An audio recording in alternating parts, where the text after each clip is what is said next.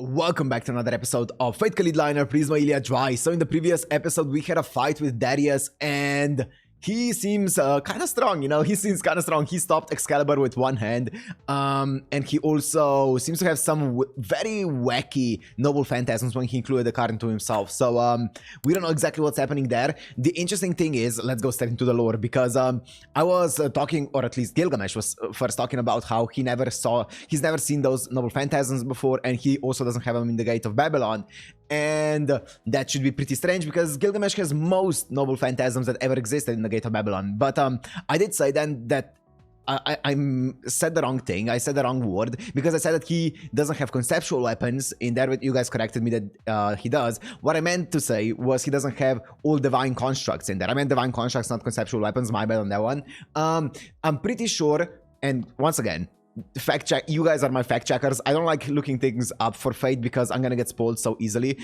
So I'm pretty sure how it works with Gate of Babylon is Gilgamesh only has not conceptual weapons, divine constructs that he gathered while he was still alive, right? Apart from that, all other divine constructs that came after he died, he shouldn't have in his Gate of Babylon. I'm pretty sure. He has all conceptual weapons though, and all man-made weapons and stuff like that. All of those he has, but all divine constructs he doesn't have. He has the prototype versions of like the divine constructs, but he doesn't have divine constructs himself unless he himself gathered it. I think, right? I could be mistaken, but I'm pretty sure that's how it works. So yeah, that's what I meant. So the only explanation, or there would be two explanations for Darius's noble phantasms not being in the Gate of Babylon. First of all is, well, they're divine constructs that he didn't gather when he was alive. That's the first one. That would be the obvious one of, yeah, they're just a divine construct, so obviously you wouldn't have them in there. Or the second one would be that they are some kind of different exception that are completely out of this rulebook or whatever, right? Maybe they're completely out of this entire equation, right? Maybe there's a different reason for it, right? So those are the two theories, I guess, as to why it wouldn't be in the Gate of Babylon. So that's interesting. Apart from that, we also saw Darius doing some weird stuff with Mio, right? He used her, or he stabbed her hands. He said it was phantom pain. That was definitely blood coming out. That didn't look very phantom to me. But he stabbed her hands and got some blood out of her, and that blood went onto like a magic circle or a formula, I guess, that looked very different from the Greater Grail formula, but also kind of reminiscent, but also different. So that formula got activated, and it inscribed some words on some tablets, and he said it's kind of like the things happening around Mio and like around the people that she knows and stuff like that, is what that story shows. He's also talking a lot about like actors and stuff. It got me thinking if the reason why he's talking about actors is because he sees the stories of all the people around Mio on those tablets, and he kind of takes those stories as like, well, a story, and all the people in the story as like an actor in that story. That's why maybe he's talking about acting and stuff, like you are all actors, because he's seen their stories in the script, maybe. I don't know though. And he said that this was the fifth script, whatever, fifth story that he got out of 7 that are needed. Now, what's gonna happen after he gets all 7? I guess we'll find out. So yeah, but he seems like an interesting guy that is very much unhinged. So but Erika seems cool though, so let's see where the story goes. So if you want to watch this uncut and unblurred as always on my Patreon down in the description, and let's go into kaleid Prisma Illya episode 7. Illya?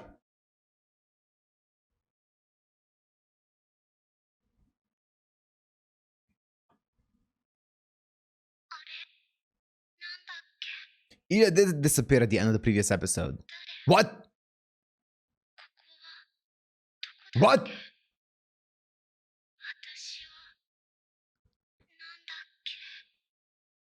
She said, what am I again, didn't she? What?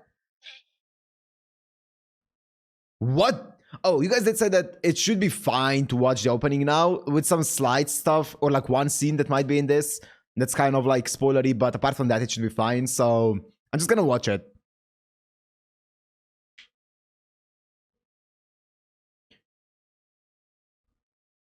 Yeah, she said, what am I, not who am I, I'm pretty sure, if my Japanese serves me right.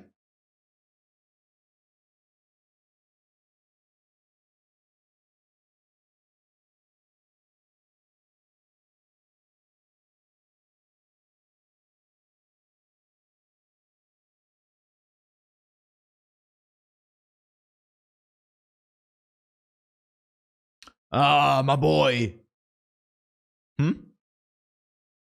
What are those eyes?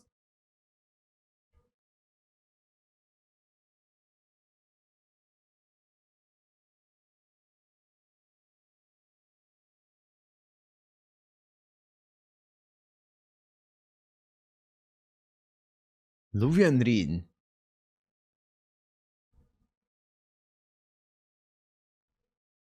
Oh, that's the form that Darius took earlier or in the previous episode. Bro, looking. I was gonna say looks like Shinji, but kind of more reminds me of not Kuzuki. What was his name? Issei. Dolls and stuffed animals.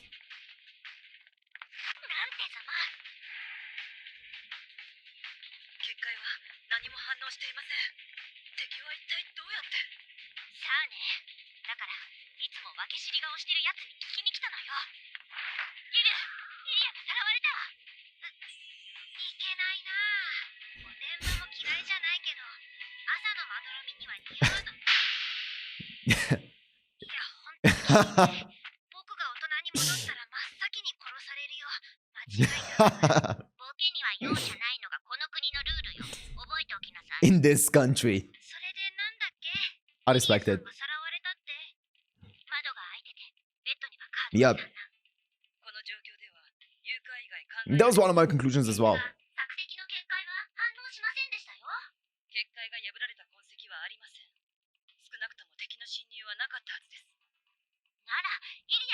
I mean, Erika didn't trigger the thingy, so it doesn't look like it's very helpful.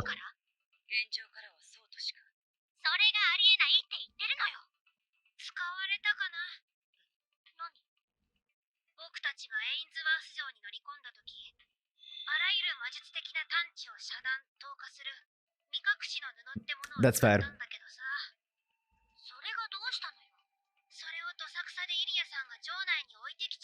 Ah, great.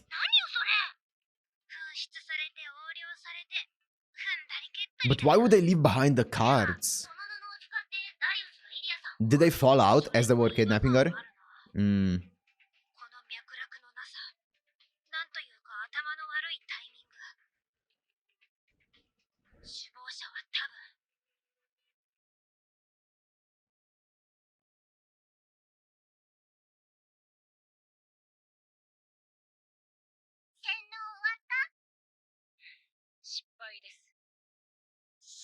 Brainwashing. Is that what they did? No. I was gonna say, is that what they did with...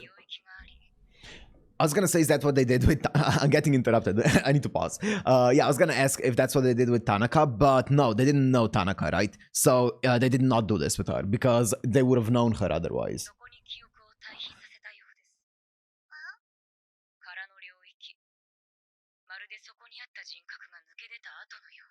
Oh, yeah, that's Chloe. Don't worry about that.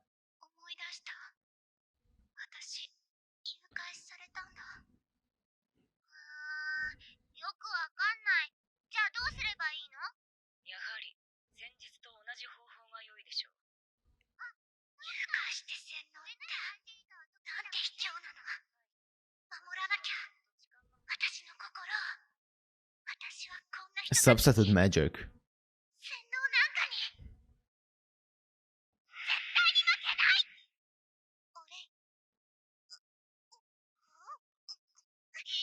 What?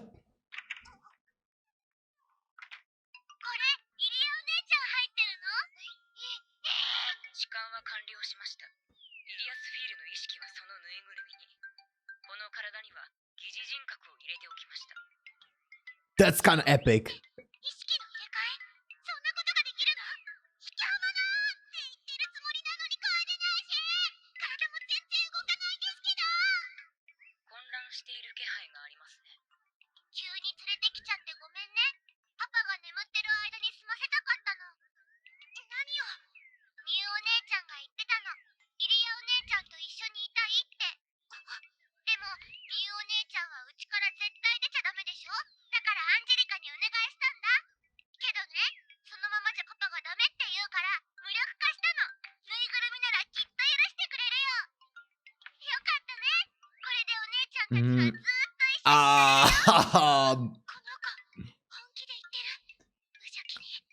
Yeah. No wonder she's an Ainsworth or Ainsworth.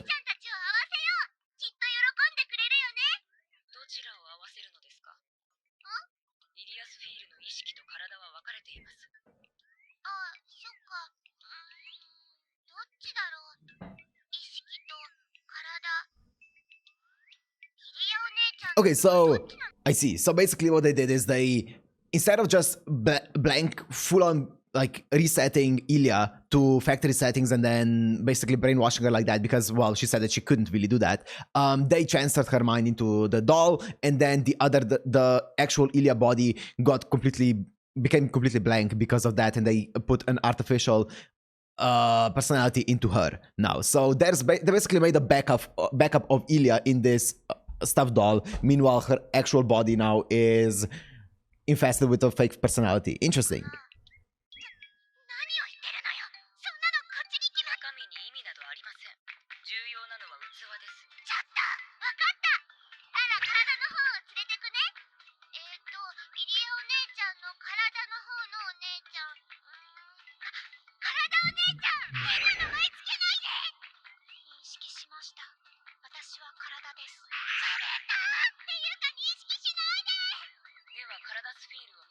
Karada's feel.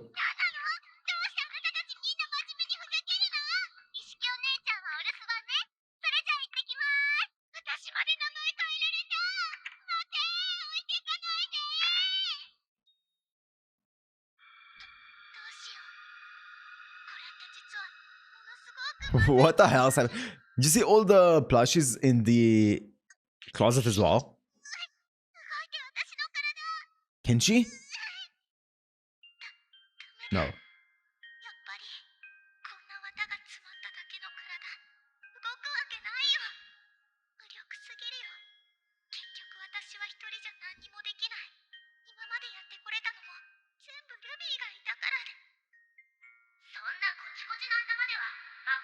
Ruby?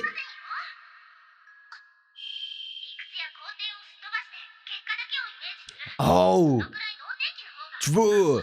Magic is about visualization.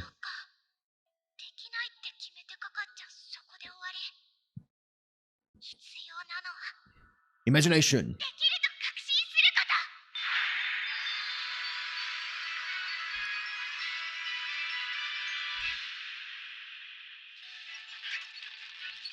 Yep, of course. If anyone could do it, it's Illya.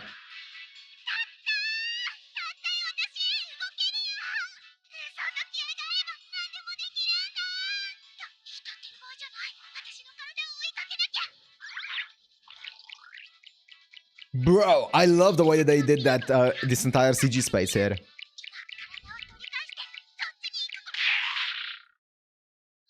Ah, it's Thor.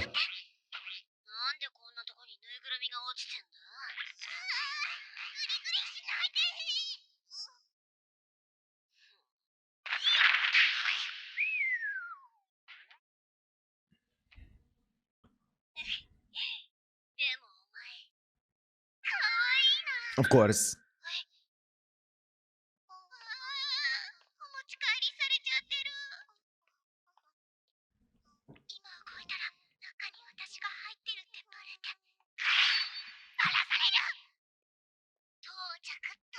Do you die if you get ripped apart while you're in this doll? It's gonna be really cute.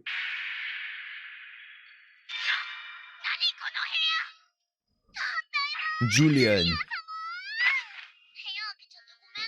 That's the person.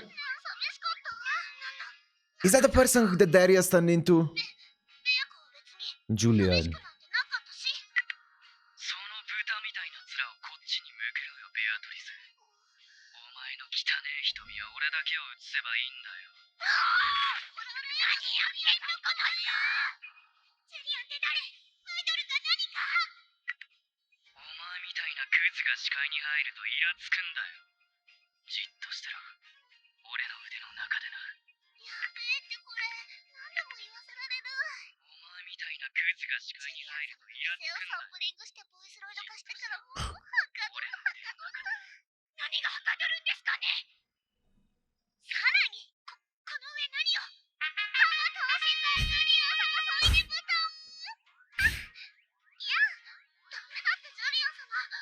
Bro.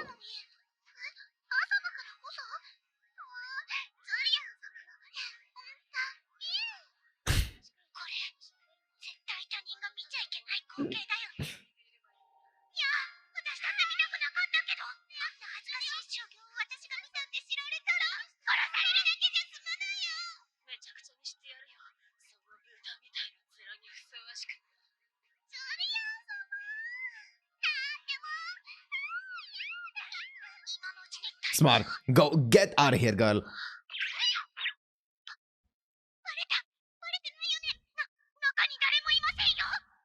There is no one inside here. Damn, that's a big mood mood change.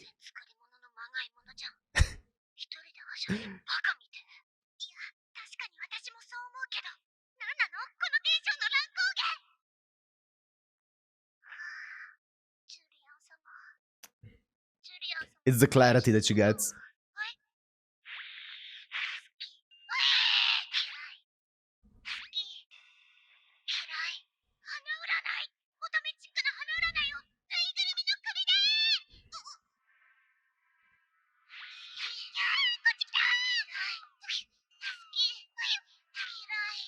Oh no! She's not gonna do it.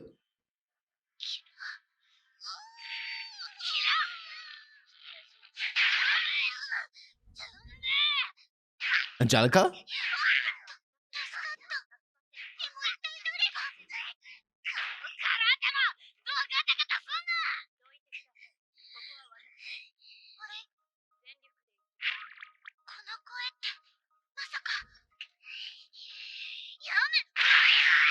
Ruvia!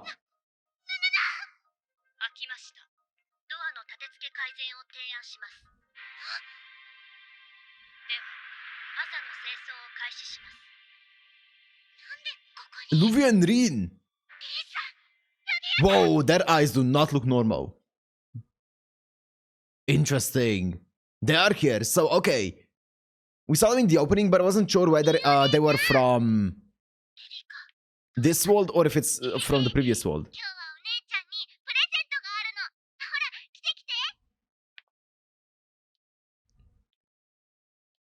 Oh, here it is. Body spill.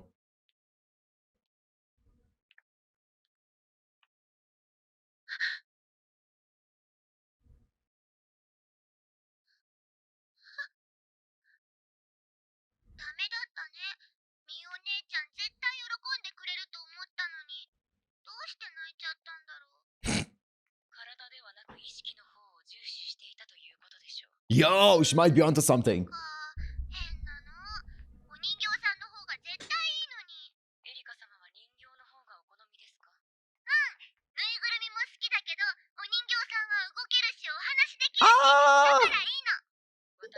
Usually they shouldn't be able to.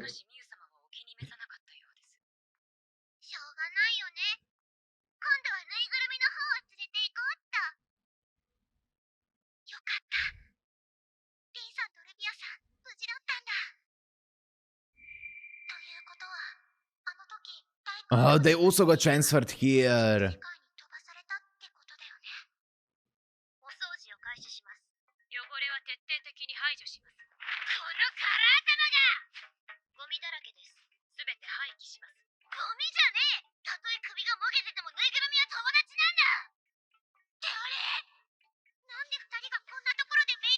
Yeah.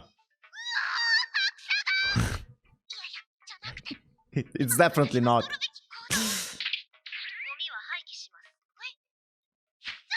They got brainwashed, didn't they, by Angelica? Maybe.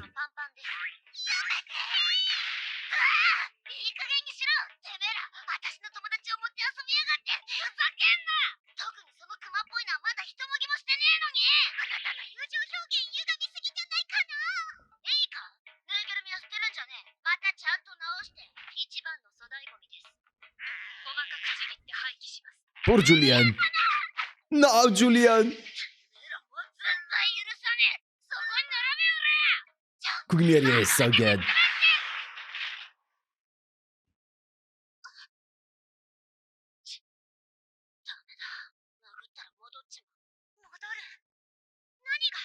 Okay, I see.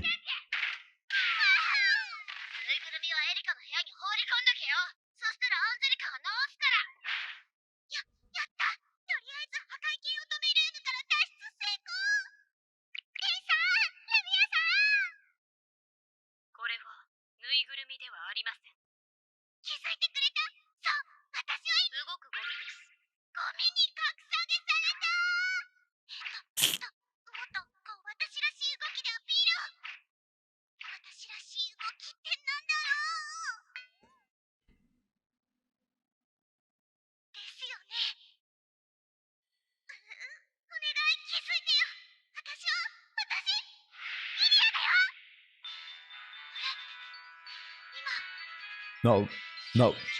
Oh, wait, you did?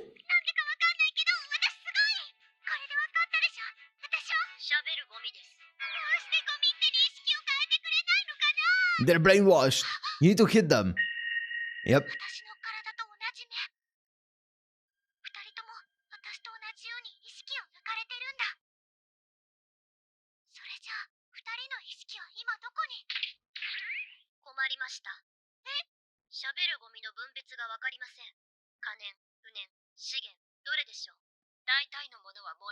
Most things are combustible. Jesus Christ.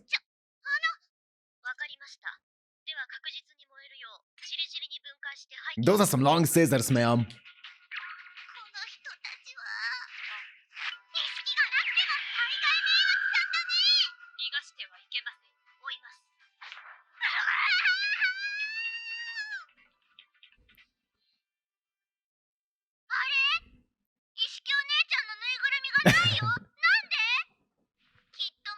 I love the names.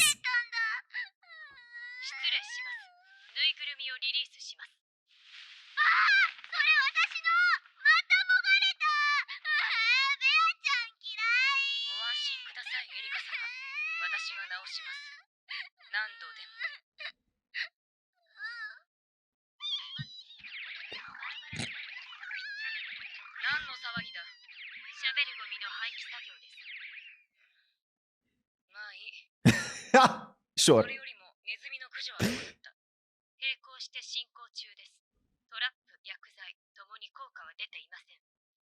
Ooh.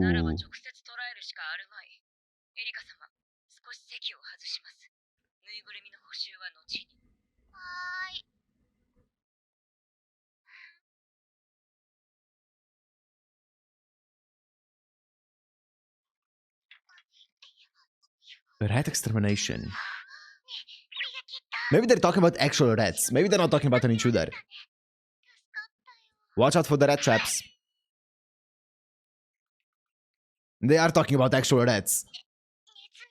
Wow.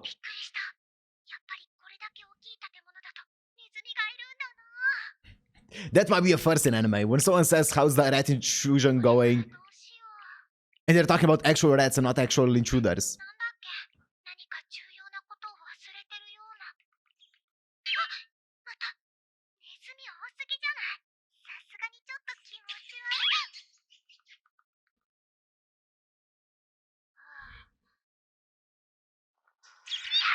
What?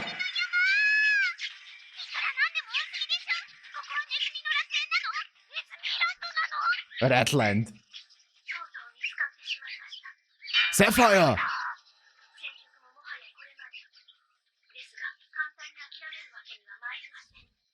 Sapphire!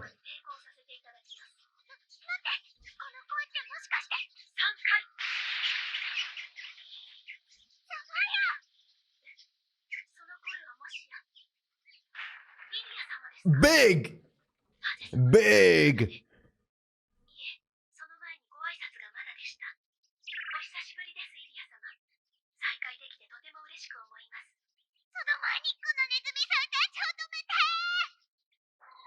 The CG on the plushie is actually really good.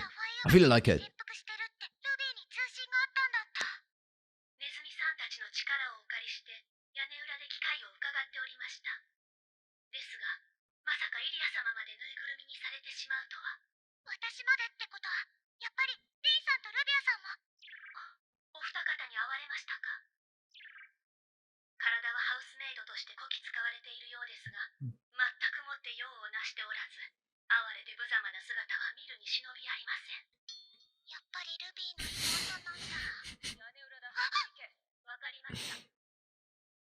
Hide. まずい。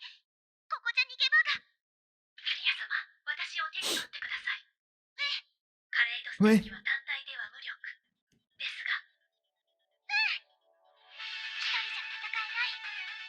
でも、二人なら。コンパクト。最大展開。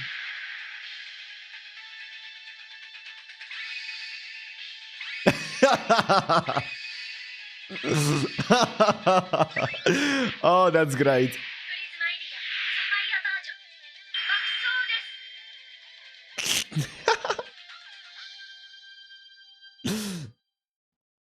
これ、戦える？とりあえず、やるだけやってみましょう。 What? I'm pretty sure you don't have magical circuits when you're stuck in a in a plushie. Okay. Okay. So I wonder how magic or magecraft works when you're stuck in a doll, because I'm pretty sure with kaleidosticks, right, or with mystic codes in general, is they just give you mana, right, and then that mana goes through your magical circuits, and then you have to output that mana as like magecraft, right?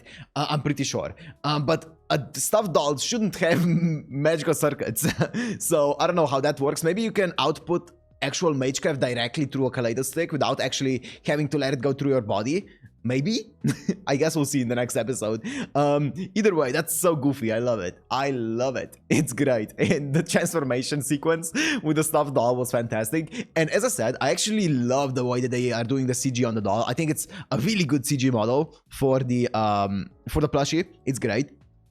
Apart from that, I know that the Sapphire, this is unrelated to the entire plot, but I know that Sapphire has a new VA, right, in this season. I don't hear the difference. I think the new VA has done a fantastic job in making it almost identical to the previous one.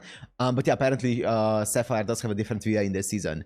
Anyways, doesn't really matter. Just something that I thought I should bring up because I saw it. Apart from that as well, so they took the thingy, the invisibility cloak, the Harry Potter's invisibility cloak, snuck in, got Illya. I'm guessing the cards, they didn't intentionally leave them behind. I'm guessing they just kind of like fell out when they took Illya, and they took her and they got her to the mansion because they wanted to give it to Miu as a present, right? Erika did. And yeah, Miu was like, yo, what the hell did you do? This is just Ilya's body. Are you insane? And so she just started crying, which is horrible.